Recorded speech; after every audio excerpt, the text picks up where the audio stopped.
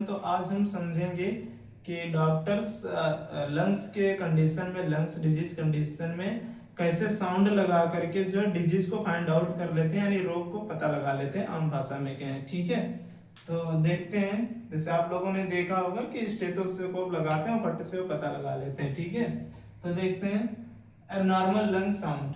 ठीक है, इसमें वो एक होता है रॉन्ची साउंड। रॉन्ची साउंड होता है जो जिसमें लो पिच साउंड आता है, लो पिच साउंड आता है, जिसमें कॉमनली सीन क्या देखने को मिलता है, उसमें टीबी इन्फेक्शन देखने को मिलता है। अगर लंग्स में अस्कल्टेट किए स्टेथोस्कोप लगा करके, ठीक है, तो जो है टीबी इन्फेक्शन का संकेत मिलता है। ठीक है, फिर जो है आता है स्नोरिंग साउंड आता है। स्नोरिंग साउंड में क्या होता है, स्ट्रेडिडर और हर्ष वाइब्रेटिंग साउंड आता है। ठीक है, स्ट्रेडिडर एंड हर्ष वाइब्रेटिंग साउंड आता है इसमें। ठीक है, इसमें देखने को क्या मिलता है कि पेशेंट में अल्कोहलिक के जो पेशेंट होते हैं, जो अल्कोहल ज़्यादा कंज्यूम करते हैं, जो ज़्यादा पीते हैं, उन मरीजों में ऐसा साउंड देखने को मिलता है। ठीक है, फिर आता है बबलिंग।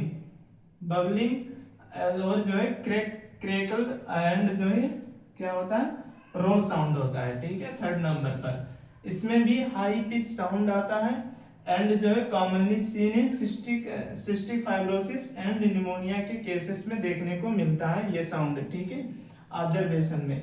फिर आ जाता है बीजिंग साउंड। ठीक है, बीजिंग साउंड इसको जो है म्यूजिकल साउंड की तरह आता है। ठीक है, इसको हम म्यूजिकल साउंड भी कहेंगे। ये कॉमनली किसमें देखा जाता है, commonly seen in COPD and जो है अस्थमा के पेशेंटों में देखने को मिलता है। ठीक है, सीओपीडी और अस्थमा के पेशेंटों में देखने को मिलता है। ठीक है, एंड ये सब साउंड अगर आप लोगों को सुनना हो तो आप मुझे डीएम कीजिएगा, मैं लिंक भेज दूंगा, या फिर आप गूगल से जो है खुद ही देख सकते हैं कि ये कौन कौन से साउंड होते हैं, इसका वॉल्यूम कैसा होता है, आवाज कैसा आता है।